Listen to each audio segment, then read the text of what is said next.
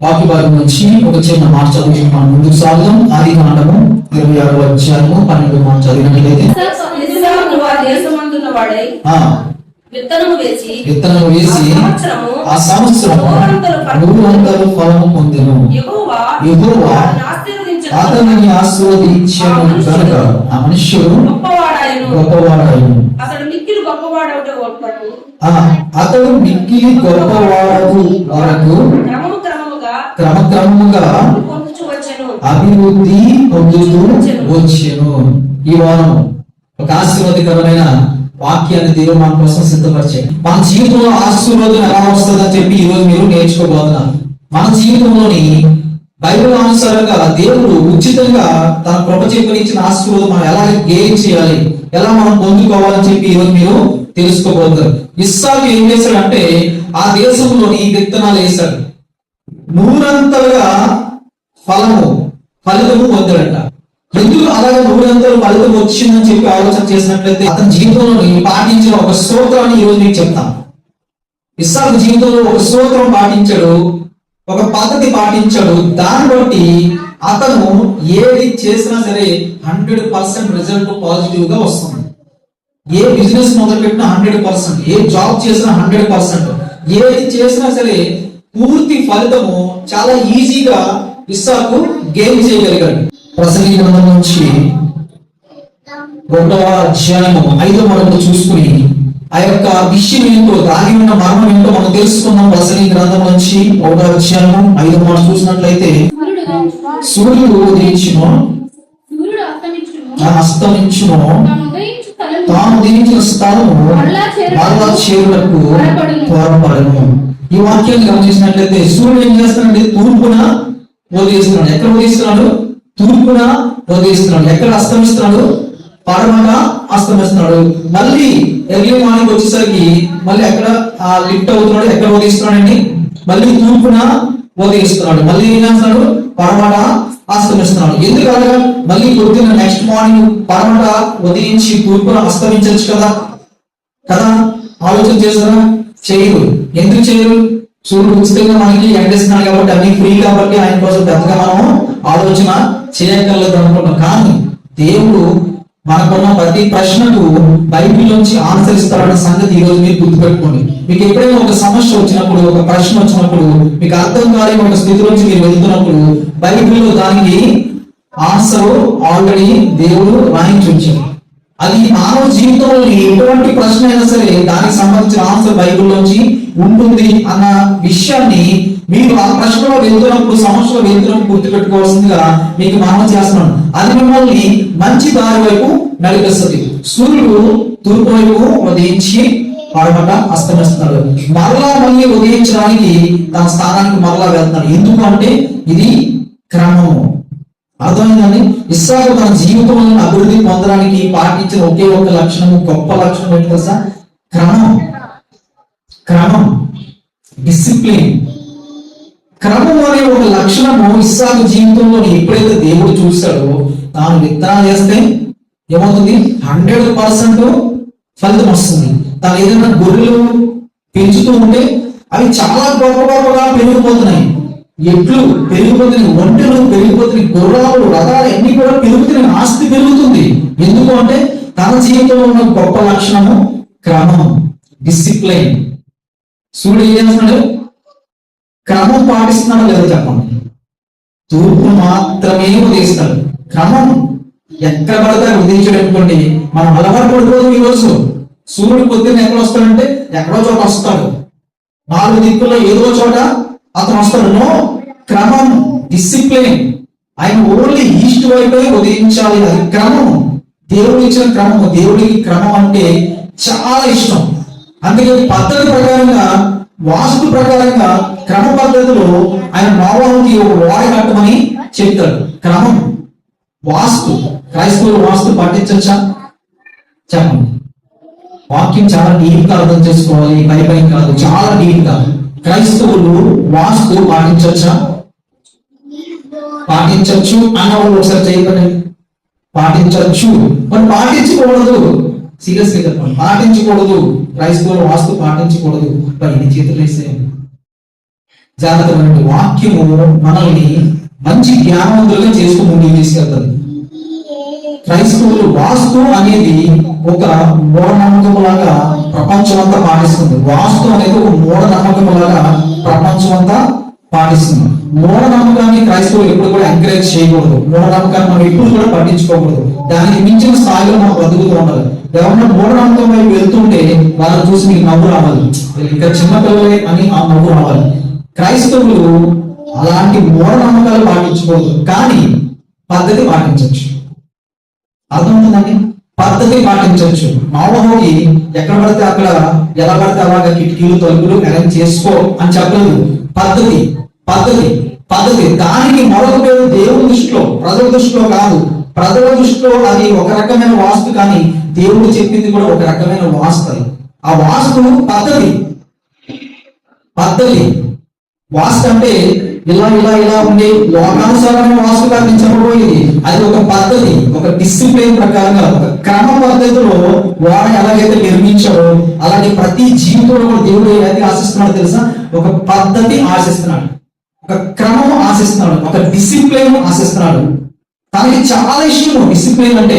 తనకి చాలా చాలా ఇష్టమైన ఒకే ఒక లక్షణం, దేవుడికి ఎన్నో గొప్ప లక్షణాలు ఉంటాయి. అందులో మొదటిది క్రమ పద్ధతిలో ఉండాలి.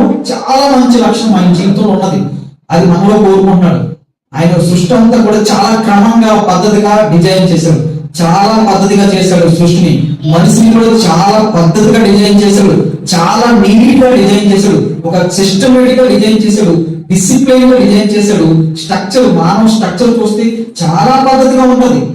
ఎంత డీప్ గా ఆలోచించాడో తెలుసంటే దేవుడు, ఎంత డీప్ గా ఆలోచించాడంటే ప్రతి అవయవాన్ని కూడా పెడుతున్నప్పుడు, మన కన్ను పెడుతున్నప్పుడు కన్నుకి ఏదైనా తగులుతుందేమని చెప్పి పైన కొంచెం ఏం చేశాడండి, కొంచెం లిఫ్ట్ చేసి మనకి ఒక బోర్డు ఏర్పాటు చేశాడు. వెంటనే కన్నుకి ఎఫెక్ట్ తగ్గకుండా.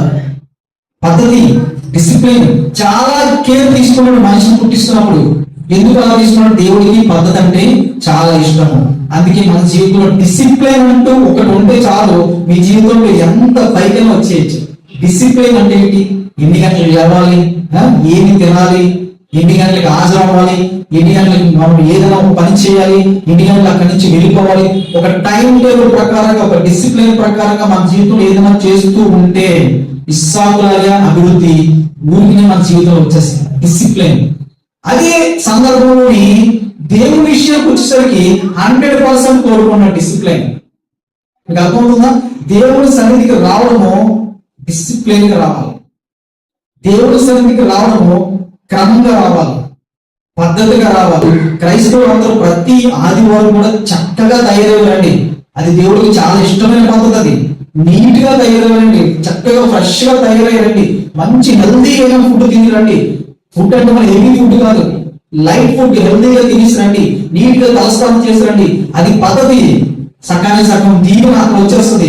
సన్నిధికి వెళ్తున్నప్పుడు చాలా కేర్ తీసుకుంటుంది నా కుమార్తె అని చెప్పి దేవుడు ఆ పద్ధతి చూసి మమ్మల్ని దీవించాలని సిద్ధంగా ఉన్నాడు. తర్వాత కూర్చున్న ప్రతిసారి, ప్రతి క్షణం కూడా డిసిప్లైన్ గా కూర్చోవాలి, డిసిప్లైన్ గా కూర్చోవాలి. టైం టు టైం రావడం అలవాటు చేసుకోవాలి. Time to time రావాలంట. 10 మంది కన్యకులు ఎప్పుడు గుర్తు చేసుకోవాలి. క్రైస్తవులందరూ కూడా టైం టు టైం వస్తే, డిసిప్లిన్ వస్తే వారు ఏది చేసినా సరే ఫలభరితంగా వస్తుంది. డిసిప్లిన్ లేకపోతే అది ఫలించదు.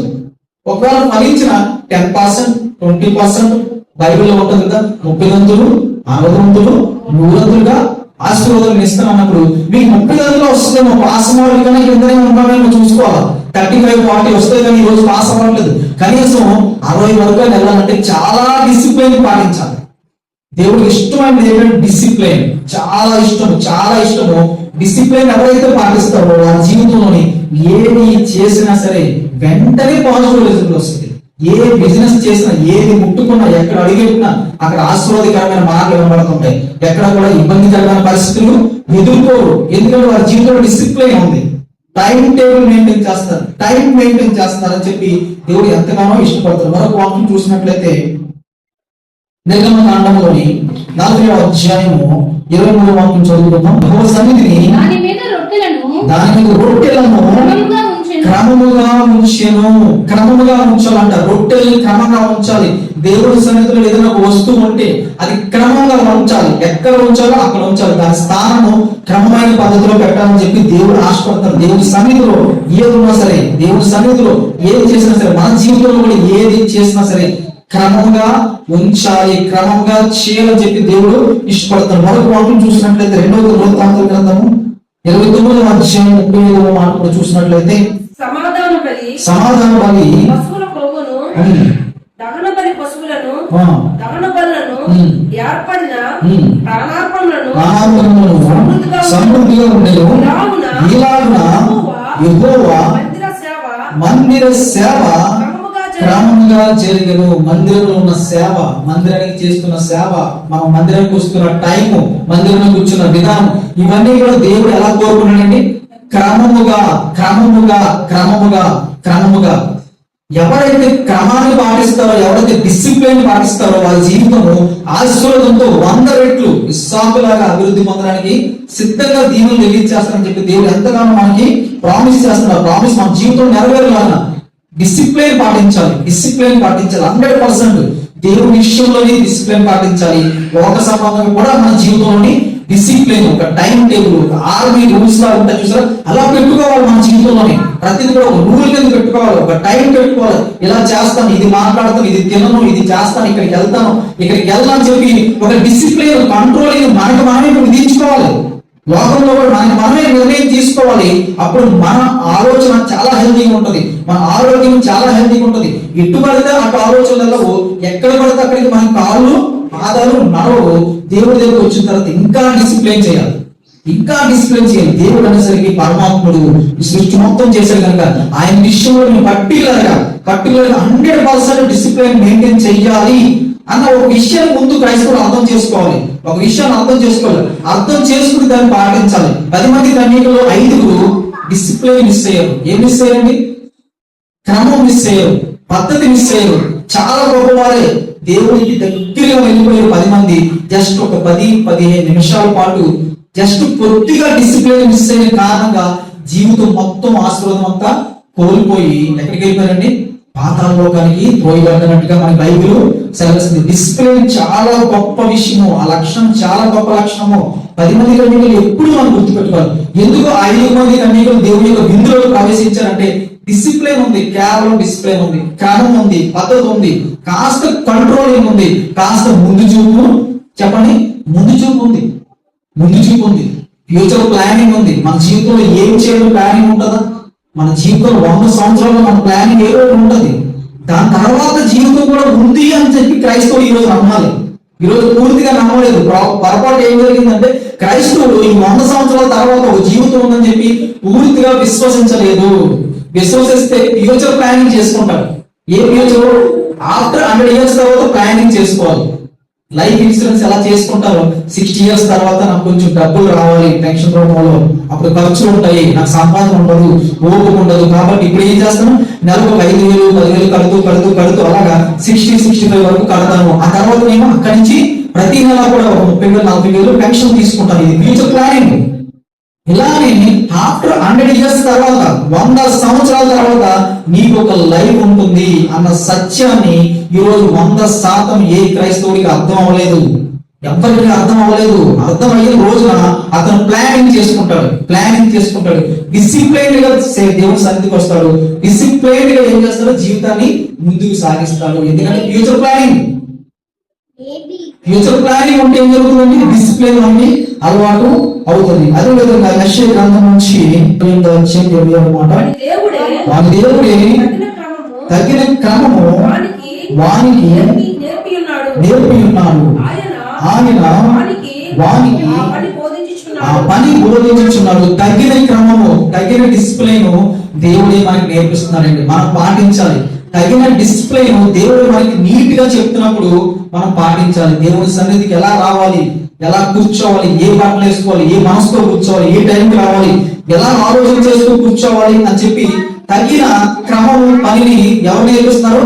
దేవుడే ఉచితంగా నేర్పిస్తున్నారు. నేర్చుకుందాం క్రైస్తవులు. ఇస్సాకు విత్తనాలు వేస్తే ఫలించాయి. మనం కూర్చుంటే మనకు ఆశీర్వాదాలు వచ్చేస్తాయి, చాలా ఈజీగా వచ్చేస్తాయి. కానీ డిసిప్లిన్ గా కూర్చోవాలి, డిసిప్లిన్ గా రావాలి, డిసిప్లిన్ గా ఆలోచన చేయాలి. ప్రతి మాట వెనకాల అర్థం కూడా ఆలోచన చేస్తూ ఉండాలి. వాక్యం చెప్పే విధానాలు ఎన్నో రకాలు ఉంటాయి. మీకు తెలుసా? వాక్యం చెప్పే విధానాలు, నేను చెప్పేది వాక్యం చెప్పే విధానాలు వేరు, వాక్యం చాలుగా వెనకాల భావాలు వేరు. మీకు తెలుసా? విధానం వేరు. వాక్యం రెండు రకాలుగా ఉంటుంది. ఒకటి అర్థము, ఇంకోటి చెప్పే విధానం. మనం చెప్పే విధానం మీద ఫోకస్ పెడితే మనకి ఏమి రాదు. వాక్యం చెప్తున్న వాక్యం కాలేదు, అర్థం మీద మనం ఫోకస్ పెట్టాలి. అర్థం మనం ఏం వింటున్నాము, దేవుడు ఏది మాట్లాడుతున్నారు, దానివల్ల మనకి ఏం వస్తుంది అని చెప్పి మనం ఎప్పుడైతే ఆలోచన చేస్తామో వాక్యంలోని జ్ఞానం మనకు అర్థమవుతుంది. ఆయన ఎలా చెప్తున్నాడు, ఆయన చెప్పే తీరు ఎలా ఉంది. కొంతమంది డ్రామాటికల్ గా చెప్తారు. డ్రామాటికల్ గా అంటే చిన్నప్పుడు మన నాన్నగారుల వయసులో సినిమాలు ఎక్కువ లేవు, తెరలు ఎడిటర్లు లేవు, షూటింగ్ లేవు, కెమెరాలు లేవు, ఏమి లేవు. అప్పుడు ఉన్నది ఏంటి? ఎంటర్టైన్మెంట్, డ్రామా ఆర్టిస్ట్ ఒక స్టేజ్ లో ఉంటాయి. అప్పుడు చిన్నప్పుడు అందరూ కూడా ఏదో ఒక చిన్న వేషాలు వేసి ఏం చేసేవారు, డ్రామాలు చేసేవారు. చిన్న వేషాలు వేసి వాళ్ళు పద్యాలు చెప్పడం, ఒక డైలాగ్ చెప్పడం, ఏదో చెప్పేవారు. ఎప్పుడైతే ఆ డ్రామా అప్పుడు అందరికీ నచ్చేది, అదే విధానాన్ని ఈ రోజు చాలా మంది పాస్టర్లు కూడా డ్రామాటికల్ గా అది చేసుకున్నప్పుడు చాలా మంది నడుస్తుంది. వాక్యము ఎప్పుడు కూడా వెనకాల ఉన్న అర్థమే మనకి ఆశీర్వాదం. గుర్తుపెట్టుకోవాలి. వారి విధానము, వారు మాట్లాడే తీరు మనకి ఆశీర్వాదం అవ్వదు. తీరు ఎప్పుడు కూడా వినడానికి బాగుండొచ్చేమో, తీరు వాళ్ళు మాట్లాడే విధానము, ఆ మాట తీరు మనకి ఎప్పుడు కూడా ఆశీర్వాదం అవ్వదు. తీరు మనకు పరలోక రాజ్యము చేర్చదు. ఒక్కొక్కరు భలే వాక్యం చెప్తారు, అది చెప్పే విధానం మనకు నచ్చొచ్చు, చెవుడికి వింపుగా ఉండొచ్చు, కానీ అది నేను పరలోక రాజ్యము తీసుకుని వెళ్ళమన్నా వెళ్ళదు. నీ జీవితంలో ఏ మార్పు తీసుకురాదు. విధానం మీద ఫోకస్ పెట్టద్దు, వాక్యం మీద ఫోకస్ పెట్టండి. సబ్జెక్ట్ వేరు, సబ్జెక్ట్ ఎక్స్ప్లెయిన్ చేసే తీరు వేరు. సబ్జెక్టు ఎక్స్ప్లెయిన్ చేసే తీర్స్ వేరుగా ఉంటాయి. ఆ మెథడ్స్ వేరేగా ఉంటాయి. మెథడ్ ఏదో ఒక్కొక్కరు ఏం చేస్తారో తెలుసా? తెలివైన వాళ్ళు, అతి తెలివైన వాళ్ళు, ఎవరైతే మనకి చెవులకి ఇంపుగా మాట్లాడుతున్నారో అలాంటి చర్చలు చూసుకుని వెళ్ళడము అది దౌర్భాగ్యకరం అని చెప్పి ఈరోజు క్రైస్తవులకి. ఎందుకంటే అవి బాగా చెప్తున్నారండి, బాగా పాటలు వస్తున్నాయండి, బాగా వినబడుతున్నాయి, అర్థమవుతుంది. తర్వాత విషయం వినడానికి బాగుంది, అది నేను మార్చదు, అది నేను పర్వాలేదు తీసుకెళ్ళదు. నీకు అర్థమవుతుంది సబ్జెక్ట్ ఎప్పుడైతే నీకు అర్థమవుతుందో అది నీలోని యాంటీ బాడీస్ ని జనరేట్ చేస్తుంది. అది ఆత్మీయంగా విలువ సంబంధం కాదు. అది ఏం చేస్తుంది? నిన్ను మంచి దారిలో నడిపిస్తుంది. సబ్జెక్ట్ మనకి ఎక్కాలి. డిసిప్లైన్ ఈరోజు మనం నేర్చుకున్నాం అనుకోండి, వాక్యం నుంచి డిసిప్లైన్ మనం ఎలా ఉండాలో మనకి అర్థం అవ్వాలి. వాక్యం మనకి చెప్తుంది. డిసిప్లైన్ గా ఉన్న ఎంతో మంది భక్తులు ఈ రోజు ఆశీర్వాదాలతో ఉండి ఎంతో గొప్ప కార్యాలు చేస్తున్నట్టుగా మన బైబిల్లోని బయట కూడా చూడగలుగుతున్నాం. డిసిప్లైన్ ఉండాలి మన జీవితంలో. ఏముండాలి? ఖచ్చితంగా డిసిప్లైన్ ఉండాలి. అదే విధంగా దేవుడి దృష్టికి వచ్చేసరికి, దేవుడి దగ్గరికి వచ్చేసరికి ఇంకా స్ట్రాంగ్ గా ఉండాలి. డిసిప్లైన్ ఎక్కడ కూడా ఇంచి కూడా మిస్టేక్ మనము చేయకూడదు. రావడము, వెళ్ళడము, కూర్చోవడం, ఆలోచించడం అన్ని కూడా చాలా పర్ఫెక్ట్ గా డిసిప్లైన్ గా వెళ్ళాలి, క్రమంగా వెళ్ళాలి. ఆ క్రమము దేవుడే నేర్పిస్తారని చెప్పి మనకి వాక్య భాగం నుంచి సెలవిస్తున్నారు. మరొక వాక్యం చూస్తూ ముందుకు వెళ్దాం. ఇర్మియా గ్రంథం నుంచి 5వ అధ్యాయం 24 మనం చదువుకుని ముగింపులో తీసుకెళ్దాం. భయభక్తులు కలిగి ఉండుము. ఆయన తొలకరి వర్షము దాని కాలమున కురిపించువాడు కదా. వర్షాలు దాని కాలంలో ఎవరు కురిపిస్తారంటని? దాని కాలంలో దేవుడే కురిపిస్తాడు. దాని కాలంలో దేవుడే కురిపిస్తాడు. కానీ ఈ రోజు చూస్తే అకాల వర్షాలు వచ్చేస్తున్నాయి. వర్షం ఎప్పుడు వస్తుంది ఎవరికి తెలియట్లేదు. ఎండాకాలంలో వర్షం వస్తుంది, వర్షాకాలంలో ఎండ వస్తున్నాయి. ఏం జరుగుతుందో తెలియదు. ఎందుకు అలా జరుగుతుందని చెప్పి వాక్యాన్ని అడిగింది. ఆ 25వ మాటలు చూసినట్లయితే, మీ దోషులు వాటి క్రమమును తప్పించను, నీకు మేలు కలుగుటకును. మీకు మేలు కలుగుట లేదు అంటే మీ పాపాలే దానికి కారణం. మీ దోషములు ప్రకృతిలో ఉన్న వర్షం పడే తీరును మార్చేస్తున్నాయంట, క్రమాన్ని మార్చేస్తున్నాయంట. మనము చేసిన పాపాలు, దోషాలు ప్రకృతికి ఏ టైంలో ఎందుకు వర్షాలు పడతాడంటే ఆశ్రయం చెప్తుంది బైబిల్ అండి. ఎందుకు పడతలేదు? మనుషులు చేసిన మిస్టేక్స్, పొరపాట్లు, పాపాల వల్ల ప్రకృతిలోని ఎప్పుడు వర్షాలు పడాలో క్రమక్రమంగా దేవుడు పుట్టించే ఆ యొక్క క్రమాన్ని ఏం జరుగుతుందంట? ఏమని రాయించడు? మీ దోషములు వాటి క్రమమును తప్పించెను. ఎప్పుడు వర్షం పడాలో దేవుడు చక్కగా నిర్ణయం చేసి క్రమ పద్ధతిలో వాటి కాలాల్లో వాటి టైమ్స్ లో వర్షాలు కురిసేటట్టుగా డిజైన్ చేస్తున్న దేవుడిని ఆ యొక్క విధానాన్ని కూడా మనుషులు చేసిన ఏం చేస్తారండి, దోషములు వాటి క్రమం తప్పించేస్తున్నాయి. అందుకే ఏదైనా ఒక విపత్తు జరిగితే దానికి కారణం మనుషులే అని చెప్పి మనం గట్టిగా నిర్ణయం తీసుకోవాలి. మనుషులే, ఎక్కడో ఇంత పాపము పండిపోతుంది, పరిస్థితి ఏమీ బాగోలేదు, పాపంతో నిండిపోతుంది కనుక సునామీలు వస్తున్నాయి, వరదలు వస్తున్నాయి, ఎంతో ఆస్తి ప్రాణ నష్టం జరుగుతుంది అని చెప్పి మనం భావించాలి. మనం ఇంకా జాగ్రత్తగా ఉన్నాం, మనం ఇంకా మంచిగా వెళ్తాం. కానీ బయట పరిస్థితి అలా లేదు, కొన్ని దేశాల్లో పరిస్థితి అలా లేదు. మనుషులు పూర్తిగా పాపంలో జీవిస్తున్నారు. పాపంతో నిండిపోయిన పరిస్థితి బట్టి అక్కడ పరిస్థితులు, వాతావరణంలో వర్షాలు, ఎండలు అన్ని కూడా మార్పులు చేర్పులు జరుగుతుందని చెప్పి ఈరోజు మీరు తెలుసుకోవాల్సిందిగా మీకు మనం చేస్తున్న ఫస్ట్ 40 verse. ఆపేక్షించుడి భాషలతో మాట్లాడుట ఆటంకపరచుకుడి గాని సమస్తమును మర్యాదగాను క్రమంగాను జరగనీయుడి. మర్యాద గాని క్రమంగా జరగాలని, సమస్తమును కూడా సన్నిధిలో ఏది జరిగినా సరే అది క్రమంగా జరగాలి, ఇంకా చాలా మర్యాదగా జరగాలి. మన దోషం బట్టి ప్రకృతి మన మీదే తిరిగిపడే పరిస్థితి మనం ఎప్పుడూ తెచ్చుకోకూడదు. దేవుడి సన్నిధిలో మనం ఎప్పుడైతే డిసిప్లైన్ గా ఉంటామో, ఎప్పుడైతే మన జీవితంలో డిసిప్లైన్ పాటిస్తామో, ఇస్సాకు ఏదైతే పని చేసి అభివృద్ధి పొందాడో అలా మనం మన జీవితంలోని ఏది చేసినా సరే అభివృద్ధి, ఆశీర్వాదం చాలా గొప్ప రెట్లు, అధికమైన రెట్లు మన జీవితంలోని ఆకాశ వాక్యాన్ని ఇప్పి ఆశీర్వాదం రావాలి అంటే మనం ఏం చేయాలని, డిసిప్లైన్ గా ఉండాలి. దేవుడికి నచ్చే లక్షణంలో మొదటి లక్షణం ఏంటంటే డిసిప్లైన్. కేవలం డిసిప్లైన్ ఒక క్రమం, ఒక పద్ధతి, ఒక టైం పెట్టుకుని రావడం, ఒక టైం పెట్టుకుని బైబిల్ చదవడం, ఒక టైం పెట్టుకుని మనం ప్రార్థన చేయడం, ఒక డిసిప్లైన్ గా మనం ఎప్పుడైతే వెళ్తామో మన జీవితం ఆశీర్వాదాలు వస్తాయంట. ఇస్సాకు 100 రెట్లు ఎప్పుడైతే ఆశీర్వాదం పొందిన ఇస్సాకు ఆ చుట్టుపక్కల అందరికి అసూయ వస్తుంది. ఆ చుట్టుపక్కల ఉన్న వాళ్ళకి ఎందుకు ఏం జరిగింది, అసూయ వచ్చి వెంటనే ఇస్సాకు ఆ ఊరు నుంచి ఏం చేశారు, బయటికి గొడవ పెట్టేసుకున్నారు. బయటికి వెళ్ళిపోయి ఇంకో ఊరు వెళ్ళిపోయి, అక్కడికి వెళ్ళిపోతే అక్కడ ఉండనివ్వట్లేదు. ఆశీర్వాదకరమైన వ్యక్తులు ఎక్కడ ఉంటారో చుట్టుపక్కల ఉన్న వాళ్ళందరికీ అసూయ రావచ్చు కాదంటలేదు. కానీ మనం భయపడకూడదు.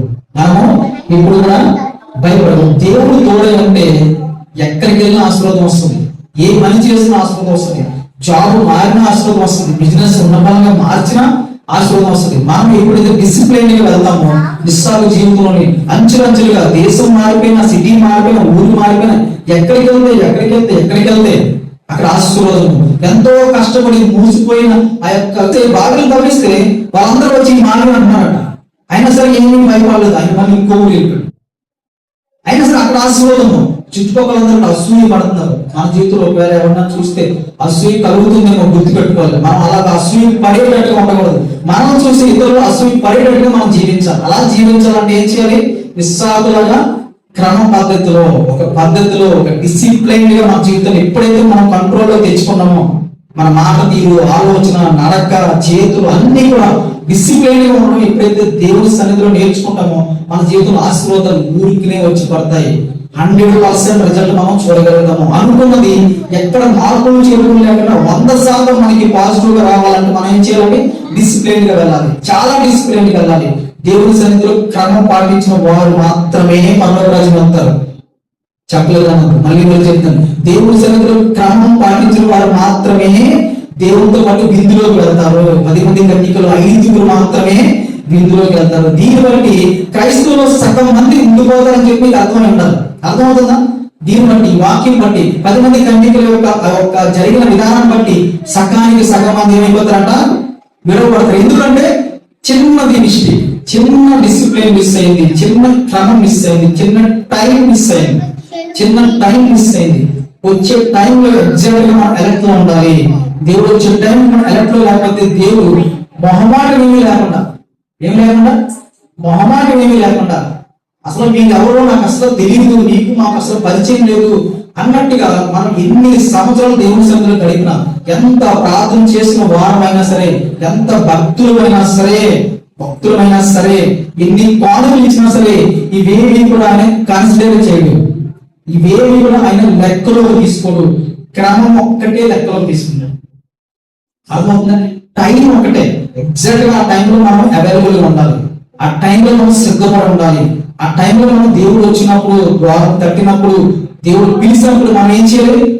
డిసిప్లైన్ గా ఉండగలిగితేనే, కులికిపాటు లేకుండా అంటే లోకంలో ఆశ పెట్టుకోకుండా, కులికిపాటు లేకుండా అంటే నిద్రపోకుండా, అంటే అలర్ట్ లో లేకుండా, లైవ్ లో లేకుండా, కాస్త మగతలో లేకుండా, పర్వాలేదులే అనుకుని డిసిప్లైన్ మిస్ అవ్వకుండా ఎవరైతే బ్రతుకుతారో వారే దేవునితో పాటు ఇందులోనికి ప్రవేశిస్తారు. ఇస్రాయేలు అలాగే బ్రతికాడు, యాకోబు గారు అలాగే బ్రతికారు, అబ్రహాము గారు కూడా అలాగే బ్రతికారు. అందుకే ఎంత గొప్పగా అబ్రహాము దేవుని, ఇస్సాకు దేవుని, యాకోబు దేవుని అంటే డిసిప్లైన్, కేవలం డిసిప్లైన్, కేవలం డిసిప్లైన్, డిసిప్లైన్, టైం డిసిప్లైన్, మాట డిసిప్లైన్, పద్ధతి, ఆలోచన డిసిప్లైన్. దేవుడి సన్నిధికి డిసిప్లైన్ మెయింటైన్ చేస్తే చాలు. ఇస్సాకు ఏదైతే విత్తాడో ఊరికి నాశనం వచ్చినట్టు మనం ఏదైతే చేస్తామో మన పనికి 100% రిజల్ట్ మనము గెయిన్ చేయగలుగుతాము. దేవుడి సన్నిధికి ఎప్పుడైతే మనం డిసిప్లైన్ గా వస్తామో, మన మాట ఎప్పుడైతే డిసిప్లైన్ గా ఉంటుందో, మన ఆలోచన ఎప్పుడైతే డిసిప్లైన్ గా ఉంటుందో, పద్ధతిగా ఉంటుందో, తూర్పును ఉదయించే సూర్యుడు తూర్పునే ఉదయించము, పద్ధతి, వాస్తవి, పద్ధతి. మన ఇంట్లోకి వెళ్ళగానే సరే మనం ఒక హాల్ ఉండాలి అనుకుంటాం. ఎవరైనా సరే ఇంట్లో అడిగట్టే ఎవరైనా ఒక హాల్ కనబడాలి, ఇంట్లోకి అడిగట్టుగా బాత్రూమ్ కనబడదు అంటే బాగుంటుందా? బాగుంటుంది. అక్కడ పద్ధతి లేదు, పద్ధతి లేదు. అదే వాస్తు, మీకు అర్థమవుతుందండి? అదే వాస్తు.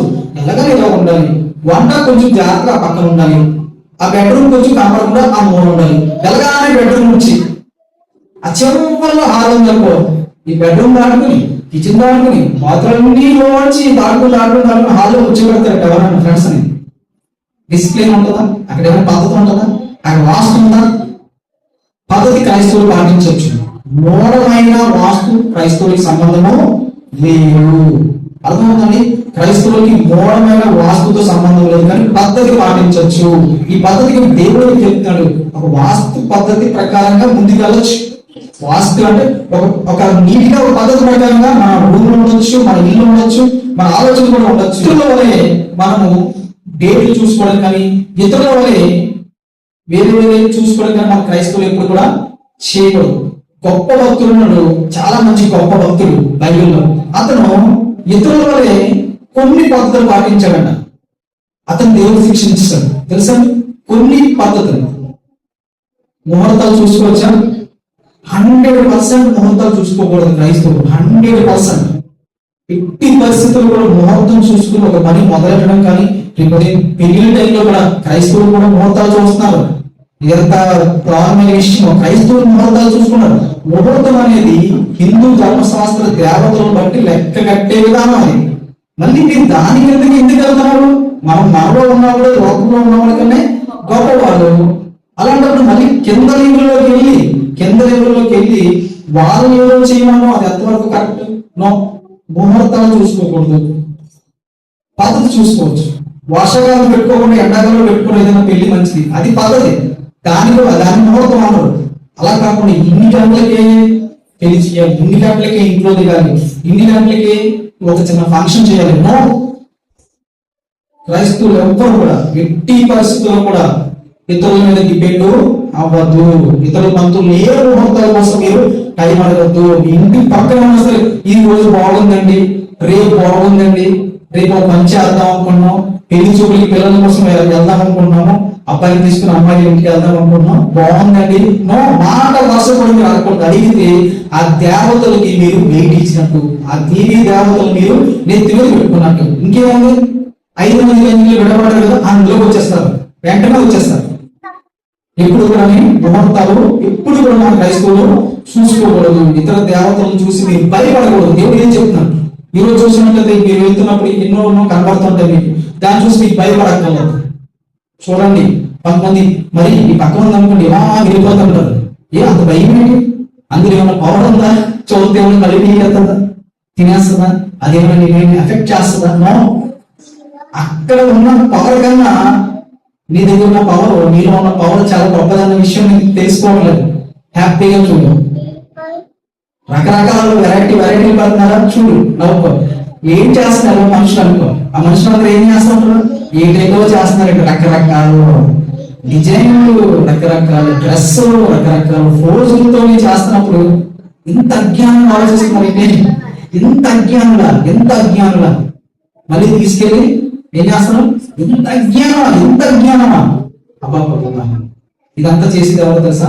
ఏదైతే దేవుడు అనబడనో అక్కడ సాతాను గారు వచ్చి టెస్ట్ చేసుకుని కూర్చుంది. ఏదైతే భగవంతుడు ఏదైతే పూజింపబడతాదో అక్కడికి వచ్చి కూర్చున్నాడట. ఎందుకంటే నన్ను పూజించిన ముందుకు వస్తున్నాడు. సిగ్గు ఉండాలి కదా లూసిఫర్కి. చెప్పండి, లూసిఫర్కి సిగ్గు ఉండాలి కదా. కొంతమంది దోతలు లూసిఫర్ని వెనకాల పలచేమో, కానీ లూసిఫర్కి సిగ్గు ఉండాలి కదా. దేవుడితో పాటు ఎందుకు పోటీ? దేవుడి చేత కల్పించబడిన ఒక సోలు అంటే మళ్ళీ మళ్ళా దేవుడి నుంచి వచ్చింది కాదు, దేవుడి నుంచి రాలేదు, గుర్తుపెట్టుకోలేదు. దోతలు ఎవ్వరు కూడా దేవుడి నుంచి రాలేదు, దేవుడికి వాళ్ళకి సంబంధము లేదు. మనం దేవుడిలోంచి విడగొట్టబడిన చాలా పవర్ఫుల్ సోల్స్. మనలో ఉన్న ఆత్మ చాలా పవర్. ఎంత పవర్ తెలుసా? ఈ భూమండలం మొత్తం మన చేతిలో మొయ్యగలిగిన శక్తి మన ఆత్మ ఉంటుంది. మీకు అర్థమైనా? ఈ భూమి మొత్తాన్ని ఆ సూర్యుని ఇలా పెట్టి ఇలా ఆడుకునే శక్తి, ఇలా ఆడుకునే శక్తి సూర్యుని మన సోల్ ఉంటుంది. ప్రతి సోల్కి అంత పవర్ ఉంటుంది. ఎందుకంటే అల్టిమేట్ పవర్ నుంచి వెడగొట్టబడిన చిన్న అల్టిమేట్ పవర్స్ మనం. అర్థమవుతుందా? మనం చిన్నవాళ్ళు కాదు. మనం తీసుకొచ్చి శరీరంలో ఎప్పుడైతే లోపలికి తోస్తాడో, శరీరం లోపలికి వెళ్తాడో, ఒక వెలుగుతున్న బల్బుని ఒక డబ్బాలో మూసేసినట్టు ఒక డబ్బాలో మూసాడో మన శక్తి మనకు తెలియట్లేదు. మనం ఏమనుకున్నాం? ఈ డబ్బా మనం అనుకుని బతుకుతున్నాం. ఈ డబ్బా వయసు పెరుగుతుంది, వయసు తగ్గిపోతుంది, ఆ తెల్లవంటిలన్నీ వచ్చేస్తుంటాయి, ఇంకా నీరసం అయిపోతాం. డబ్బా లాంగ్ పవర్ఫుల్ సోల్ చూసా, అది అల్టిమేట్ పవర్. దానికి అంతం ఉండదు, దానికి చావు ఉండదు, దానికి లిమిట్స్ ఉండవు, దానికి సైజు లిమిట్ కూడా ఉండదు. అర్థమవుతుందా? దానికి సైజు లిమిట్ కూడా ఉండదు. అది ఏం కాస్తుంది? సూర్యుడు కూడా బంతి ఆడుకుంటుంది. మనలో ఉన్న పవర్, మనలో ఉన్న దేవుని యొక్క సోల్ చాలా పవర్ఫుల్. కానీ దోతలో ఆ సోల్ లేదు. అర్థమైందా? ఆ దోతలో ఆ సోల్ లేదు, ఆ అల్టిమేట్ పవర్ లేదు. దేవుడు పైన సరైన ఇచ్చిన బలం ఉందో చూసారా? దీన్ని ఎత్తగలిగిన శక్తి ఉందా నాకు? ఇది నా సరైన బలము, ఆ శక్తి ఉంది అంతే. ఆ శక్తి లోపల ఇన్నర్ గా పవర్ఫుల్ అల్టిమేట్ పవర్ లేదు. దానికి పైన ఉన్న శారీరకమైన దేవుడు ఇచ్చిన కల్పితమైన కొన్ని పవర్స్. నువ్వు ఎలా ఉంటావాడా అలా బతుకుతుంది. దాని నుంచి మళ్ళీ ఆ పవర్ మళ్ళీ ఎవరైనా తీసుకోలేదు. దేవుడు ఎంత గొప్పవాడు చూడండి. దేవుడు న్యాచురల్ గా చూడండి. ఎవరికైనా మీరు 10 రూపాయలు ఇచ్చి లేకపోతే 1000 రూపాయలు ఇచ్చి వెనక్కి తీసేసుకుంటే అది త్రాత్తులతో అనరు, అది దానం చేయడం అనరు, అది గొప్ప వ్యక్తి అనిపించుకోరు. వడ్డీ ఇచ్చిన అందరూ గొప్పలు కాదు, వడ్డీ ఇచ్చిన గొప్పలు కాదు. రాజులు ఇన్నాళ్ళలో ఎవరికైనా బాగోపోతే డబ్బులు ఇచ్చి మర్చిపోయేవారు, వాళ్ళు గొప్పలు. ఎవరు గొప్పలు? డబ్బులు ఇచ్చి మర్చిపోతే గొప్పలు, కానీ అప్పులు ఇచ్చిన అందరూ గొప్పలు కాదు.